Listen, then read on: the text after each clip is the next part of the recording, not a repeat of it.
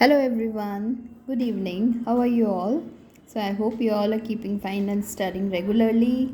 And how was your day at school? So welcome back to my channel Study Time. तो आज हम आपका जो फर्स्ट चैप्टर है क्रॉप प्रोडक्शन एंड मैनेजमेंट वो हम इस टेक्स्ट बुक से हम करेंगे शुरू। तो जैसा कि हम कल मेरे जो लास्ट सेशन में मैंने बताया था कि हम बूझो और पहेली इनकी टीम है हमारे साथ में, इन दोनों के साथ में हम अपनी लर्निंग जर्नी करेंगे। ये हमारे साथ में रहेंगे, हम जो भी चैप्टर्स पढ़ेंगे इस बुक से, जो भी टॉपिक्स पढ़ेंगे इसमें बूझो और पहेली हमारे साथ में रहेंगे। तो आज का जो फर्स्ट चैप्टर है वो है crop production and management. So I hope you all are ready. तो चलिए शुरू करते हैं। बहुत ही इंटरेस्टिंग है, ये सब फार्मिंग के बारे में है, एग्रीकल्चर के बारे में है, तो हम ये पढ़ेंगे। सो Paheli and Boojho went to their uncle's house during the summer vacation. तो पहेली और बूझो समर वेकेशन में अपने अंकल के घर गए थे।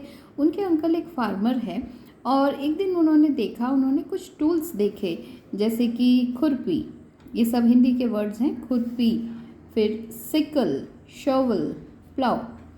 तो ये सारे जो होते हैं ये फार्मिंग में सब काम में लिए जाते हैं। ये सब टूल्स आप लोगों ने भी देखे होंगे, लेकिन अगर इसको रिकॉग्नाइज़ कर सकें आप, वर्ड से आप पहचान सकें तो बहुत अच्छी बात होगी। लेकिन हम जब पिक्चर्स देखेंगे तब आप बिल्कुल समझ लोगे ये क्या है। खुरपी एक होता है, टूल होता है जिससे मिट्टी को खोदा जाता है, छोटा सा हैंडी होता है, हाथ में भी लेके हम कर सकते हैं। हम अपने घर में जो गार्डन बनाते हैं उसमें भी हम ये यूज़ करते हैं।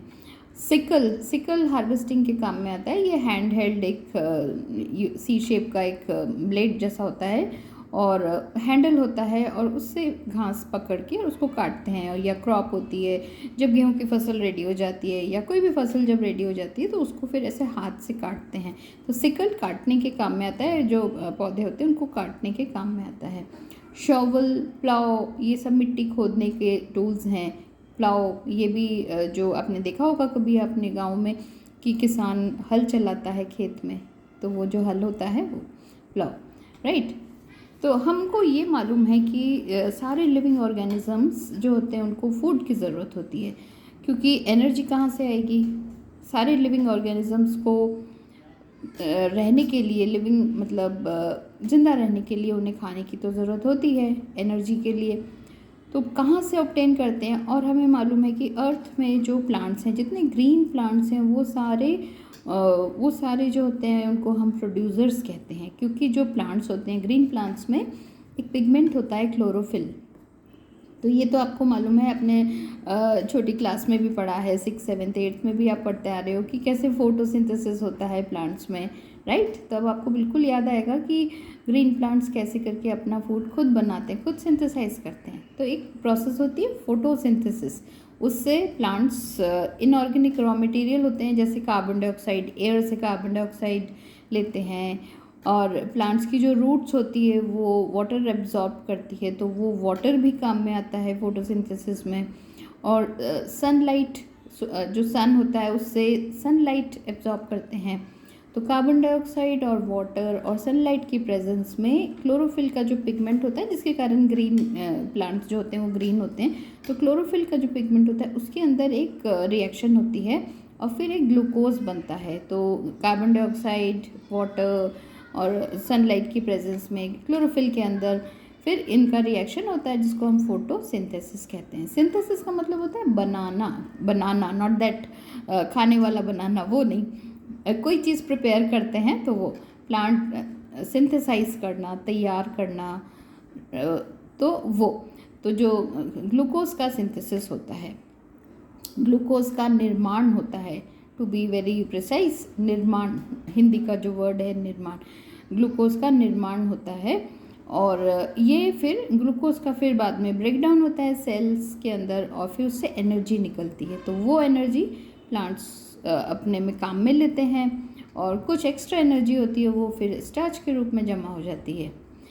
और बाकी जितने एनिमल्स हैं इंक्लूडिंग ह्यूमंस, हम भी तो एनिमल्स ही हैं ना, जो सबसे हायर कैटेगरी के एनिमल किंगडम के जो सबसे एडवांस्ड जो एनिमल्स होते हैं वो ह्यूमन बींग्स ही हैं, सबसे एडवांस, सारे बहुत ज़्यादा डेवलप्ड है ब्रेन।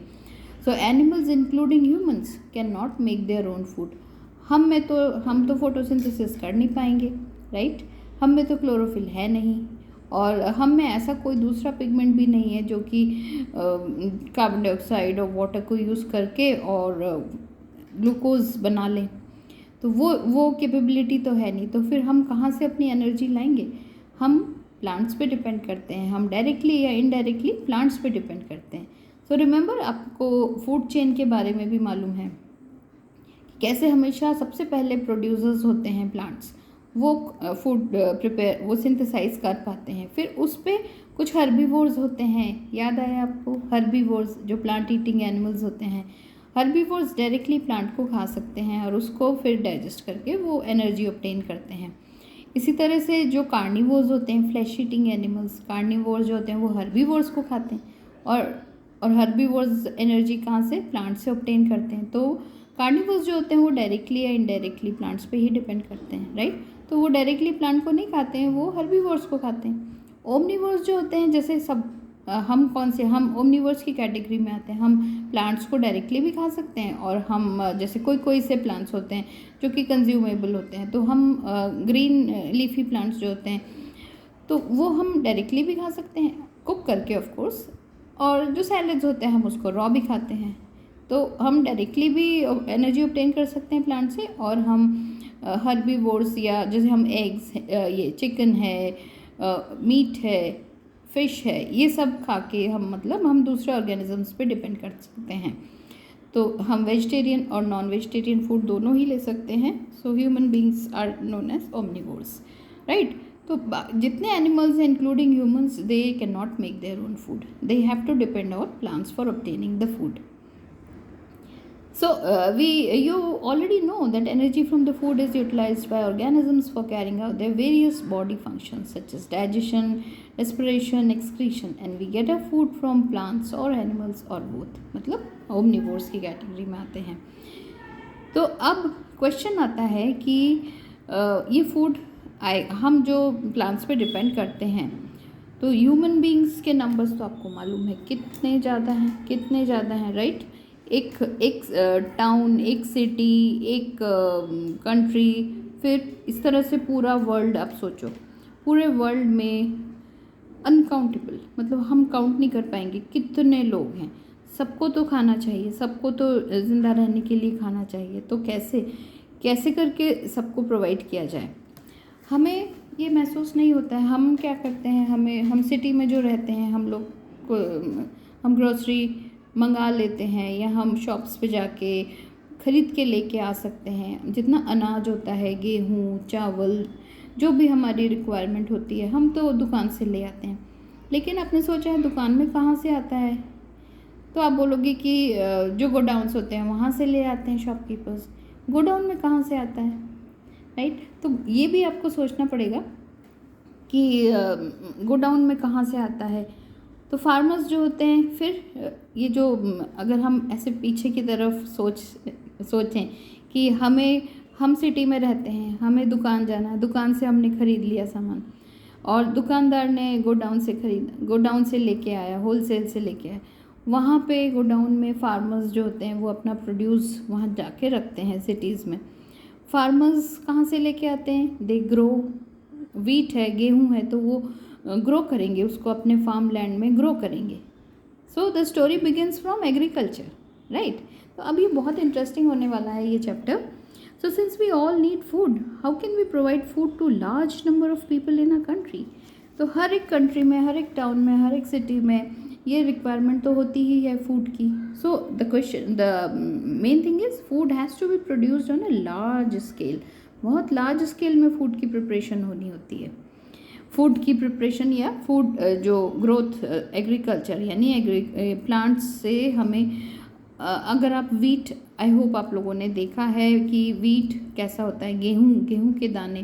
क्योंकि आजकल सीधा हम जाके और हम जो पिसा हुआ आटा होता है उसके पैक्स मिलते हैं, हम वो ले आते हैं. लेकिन काफ़ी पुरानी बात है, जब आपके ग्रैंड पेरेंट्स, उनसे आप पूछ सकते हैं कि कैसे गेहूँ खरीद के लाया जाता था, गेहूँ को फिर पिसवाया जाता था. और आजकल कई घरों में भी गेहूँ पीसने की मशीन होती है, उससे पीस के आटा बनाया जाता है. देन उस आटे को हम यूज़ करते हैं रोटी या चपाती बनाने के लिए, which we can eat, right? So in order to provide food for a large population, regular production, proper management and distribution is necessary. तो सब कुछ प्लानिंग करके करना होता है. आपने अगर आप मेरे चैनल को आप फॉलो करें तो आप देखोगे, जो स्टडी टाइम का चैनल है उसमें जो फर्स्ट उसमें एक फार्म्स का पिक्चर देखा होगा आपने. तो फार्म लैंड्स कैसे होते हैं. फार्म लैंड्स बहुत यूज होते हैं, बड़े बड़े ज़मीन के टुकड़े होते हैं जिसमें कि प्लांट्स को लगाया जाता है, क्रॉप्स को लगाया जाता है. सो क्रॉप्स का मतलब होता है एक ही तरह के जो प्लांट होते हैं, right. So when plants of the same kind are cultivated at one place on a large scale, it is known as crop. For example, crop of wheat means all the plants grown in a field are that of wheat. Farmer जो है wheat की crop लगाता है, wheat गेहूं की फसल लगाता है, और ये विंटर क्रॉप है, राइट. तो क्रॉप वो प्लांट्स होते हैं जो सेम काइंड के होते हैं, एक ही तरह के प्लांट्स होते हैं, बहुत लार्ज एरियाज़ में ग्रो किए जाते हैं. तो एक प्रॉपर प्लानिंग से किया जाता है, right. So agriculture is about regular production, proper management and distribution. Agriculture में काफ़ी सारी चीज़ें आती हैं और एग्रीकल्चर काफ़ी पुराना है. सो टिल एग्रीकल्चर हिस्ट्री में मतलब काफ़ी पुराना है. Till 10,000 BCE people were nomadic. आपको पता है नोमैड्स कौन होते हैं. नोमैड्स वो लोग होते हैं जो घूमते रहते हैं. वो हमारी और आपकी तरह से एक जगह नहीं रहते हैं, घर बना के एक जगह नहीं रहते हैं. वो बस एक शहर से दूसरे शहर, एक जगह से दूसरे जगह बस घूमते रहते हैं, जहाँ खाना और पानी की तलाश में वो घूमते हैं और रहने की. तो सो देवर तो 10,000 BC से भी तब के टाइम के लोग कैसे थे. वो लोग प्योरली नोमैडिक हुआ करते थे. They were wandering in groups from place to place in search of food and shelter. Shelter यानी रहने के लिए एक छत तो चाहिए होती है, तो वो खाना और रहने की जगह के लिए एक जगह से दूसरी जगह घूमते थे. What they used to eat? They ate raw fruits and vegetables and started hunting animals for food. Later they could cultivate land and produce rice, wheat and other food crops. Thus was born agriculture. तो इस तरह से agriculture practice में आना शुरू हुआ. तो जो नोमैड्स हुआ करते थे वो पहले जंगलों में जैसे कोई फल वगैरह उन्हें मिल जाते थे पेड़ों पे लगे हुए, तो फल खा लेते थे और सब कुछ रॉ खाते थे, मतलब कच्चा, रॉ, RAW रॉ प्रोनाउंस करते हैं, मतलब कच्चा फल और सब्जी खाते थे. और फिर बाद में उन्होंने एनिमल्स का भी शिकार करना शुरू किया और उस फूड को उन्होंने फिर पहले तो ऐसे ही खाते थे, फिर उसको फिर आग में पका के और फिर खाना शुरू किया. And accidentally they discovered agriculture. कैसे ये डिस्कवरी हुई, कैसे हुआ कि जो फ्रूट्स खाते थे उसके बीज वो सब फेंक दिया करते थे. तो उन्होंने देखा कि बाय नेचुरल प्रोसेस वो जो बीज थे जब वो जर्मिनेट हुए, सब एक ही तरह के जो सीड्स सब जगह जगह जहाँ भी वो फेंकते थे, तो वो जब उगना शुरू हुए तो उसमें से एक ही तरह के उन्हें पता चला कि हाँ कि इस तरह से हम डालेंगे, बीज डालेंगे तो प्लांट्स उगेंगे. तो इस तरह उन्होंने फिर धीरे धीरे टाइम के साथ में इवोल्यूशन भी हो रहा था, डेवलपमेंट भी हो रहा था, ब्रेन का भी डेवलपमेंट हो रहा था. जैसे जैसे टाइम निकलता जा रहा था उन लोगों ने कल्टीवेशन शुरू कर दिया, एक सही तरीके से एक प्लान्ड मैनर में ज़मीन में सीड्स डाल के पेड़ों को उगाना शुरू किया. तो इस तरह से वो राइस प्रोड्यूस करने लगे, वीट प्रोड्यूस करने लगे और दूसरे फूड क्रॉप्स प्रोड्यूस करने लगे. तो इसको कहते हैं एग्रीकल्चर. कल्चर मतलब कल्चर, कुछ चीज़ को हम कल्टीवेट करते हैं, बनाते हैं, जैसे प्लांट्स को कल्टीवेट करना कल्चर. एग्री प्लांट्स, एग्री का मतलब plants, right. Now it is clear कि क्रॉप्स क्या होते हैं. क्रॉप्स का मतलब plants of same kind are cultivated in one place on a large scale. जैसे वीट क्रॉप है. तो अभी हम पढ़ेंगे आगे कि सीजन वाइज सीजनल क्रॉप्स कौन कौन सी लगाई जाती हैं. So you already know that crops are of different types like cereals, vegetables and fruits. जितने हम दालें हैं और जितनी सीरियल्स हैं, फिर उसके अलावा ये वीट, राइस, मिलेट्स, पल्सेस, सब सीरियल्स में आते हैं ये. वेजिटेबल्स एंड फ्रूट्स, तो ये सभी तरह के एडिबल प्रोडक्ट्स हैं, इनको हम खा सकते हैं. So these can be classified on basis of season in which they grow. India is a vast country. हमारी कंट्री जो है बहुत वास्ट है. It's a huge country, big country. Climatic conditions like temperature, humidity and rainfall vary from one region to another. Vary from का मतलब होता है different. These the climatic conditions are different in different areas. जैसे आप north India, south India, east India, waste India, central India, तो अगर आप सब जगह जाते हो तो आपको ये फील होगा कि जैसे नॉर्थ इंडिया है, हिमालयाज़ के आसपास की जो जगह है वो हमेशा कोल्ड रहती है, तो टेम्परेचर डिफरेंट है, क्लाइमेटिक कंडीशंस डिफरेंट है. सी कोस्टल एरियाज़ जितने होंगे वहाँ पे बहुत ह्यूमिडिटी रहती है. ह्यूमिडिटी का मतलब होता है कि एयर में मॉइस्चर बहुत ज़्यादा होता है और गर्मी भी बहुत होती है, तो it's hot and humid climate. और रेनफॉल कई जगह होती है जहाँ पे रेनफॉल बहुत होती है. नॉर्थ ईस्टर्न एरियाज़ जो हैं हमारी कंट्री के, वहाँ पे रेनफॉल भी बहुत ज़्यादा होती है. So it can be different. So these climatic conditions vary from one region to another. It can be different. So accordingly, there is a rich variety of crops grown in the different parts of the country. Despite this diversity, two broad cropping patterns can be identified. These are the Kharif crops and Rabi crops. Kharif crops कौन सी होती हैं? So these are sown in the rainy season. Rainy season की जो crops होती हैं उनको खरीफ crops कहा जाता है. एंड हमारी कंट्री में रेनी सीजन जो है जून से सितंबर तक होता है. और इस सीज़न में कौन सी क्रॉप्स लगाई जाती है? पैडी यानी कि राइस, क्योंकि राइस को पानी बहुत चाहिए होता है. फिर मेज़, भुट्टा हम सबको बहुत पसंद है, राइट. सोयाबीन और ग्राउंडनट, मूंगफली जो होती है. एंड कॉटन की भी क्रॉप्स होती है, इसमें खरीफ क्रॉप है ये. So these are all kharif crops. तो ये सब रेनी सीजन में लगाए जाते हैं, राइट. और रबी क्रॉप्स जो होती है ये विंटर क्रॉप्स होती हैं. So crops grown in winter season October to March. These are the rabi crops. Examples of rabi crops are wheat, गेहूँ, ग्राम, चना, पी, मटर, मस्टर्ड एंड लिंसिड, सरसों की खेती.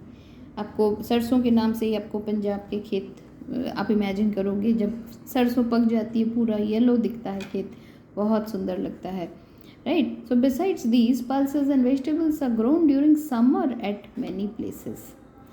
सो आज हम यहाँ तक करते हैं. आई होप आपको ये बेसिक जो इन्फॉर्मेशन थी इसको आपको पता चला. तो बूझो और पहेली हमारे साथ में हैं, वो भी हमारे साथ साथ ये लर्निंग जर्नी में रहेंगे, right children. So quickly I will revise it for you and then from tomorrow onwards कल हम ये शुरू करेंगे basic practice of crop production. और एक क्वेश्चन है कि why paddy can not be grown in winter season. सोच के बताएं आप. पैडी यानी राइस को हम विंटर सीजन में क्यों नहीं लगा सकते? तो पैडी का क्या है? Paddy requires a lot of water, therefore it is grown only in the rainy season. जो राइस के खेत होते हैं उसमें पानी एकदम भरा हुआ रहता है, तो पानी की बहुत ज़्यादा ज़रूरत होती है पैडी को, राइट. सो इसलिए ये रेनी सीजन में होता है. तो जो भी ये विंटर सीजन, रेनी सीजन की क्रॉप्स होती हैं तो इनके अपने रिक्वायरमेंट्स होते हैं. जैसे खरीफ क्रॉप्स जो है इनकी वाटर रिक्वायरमेंट ज़्यादा है. रबी क्रॉप्स जो है ये थोड़ा इनको कोल्ड टेम्परेचर की ज़रूरत होती है, तो इसलिए ये विंटर सीजन में अच्छे से ग्रो करते हैं, राइट. सो आज हमने पढ़ा एग्रीकल्चर की हिस्ट्री के बारे में कि कैसे ये शुरुआत हुई एग्रीकल्चर की और इसकी नीड क्यों होती है. क्योंकि फूड रिक्वायरमेंट, सभी लोगों की फूड रिक्वायरमेंट को पूरा करने के लिए एक प्लान्ड वे में एक क्रॉप्स को लगाया जाता है, तो उसको हम फार्मिंग बोलते हैं, राइट. तो एग्रीकल्चर की इसलिए ज़रूरत होती है. और क्रॉप्स आपने सीखा. क्रॉप्स क्या है कि plants of same kind are cultivated at one place on a large scale. It is called as crop. आपको ये क्वेश्चन भी पूछा जाता है कि इसकी डेफिनेशन बोलो, तो इसमें आपको यहाँ से लिखना है When plants of same kind are cultivated in one place on a large scale, it is called crop. और एग्जाम्पल में आप नाम लिख सकते हो, wheat, rice, सोयाबीन, मस्टर्ड, कुछ भी आप लिख सकते हो, राइट। सो ये था आज का सेशन, और कल हम यहाँ से शुरू करेंगे basic practice of crop production. Page number 2 है, लेसन नंबर 1 आपकी जो NCERT की टेक्स्ट बुक है उससे हम पढ़ रहे हैं, और ये पढ़ेंगे फर्स्ट वाला, ये जो 7 एग्रीकल्चरल प्रैक्टिसेस है, तो 1 बाय 1 हम करेंगे डिटेल में। Preparation of the soil, preparation of the soil क्या होता है उसमें हम ये सब पढ़ेंगे, और ये प्लाउ क्या होता है, हो क्या होता है, टिलिंग क्या है, tilling and ploughing of the land, why it is very important, what is the importance of preparation of soil, right children? So that's it for today. I hope you all enjoyed the session. So please do like, share and subscribe and press the bell icon for further notifications. जब भी मैं एक नया video upload करूँगी तो आपको उसके बारे में पता चल जाएगा। So do keep learning and keep revising. Revision बहुत इंपॉर्टेंट होता है किसी भी चीज़ को याद रखने के लिए, right. So let's meet tomorrow again. Take care, good night.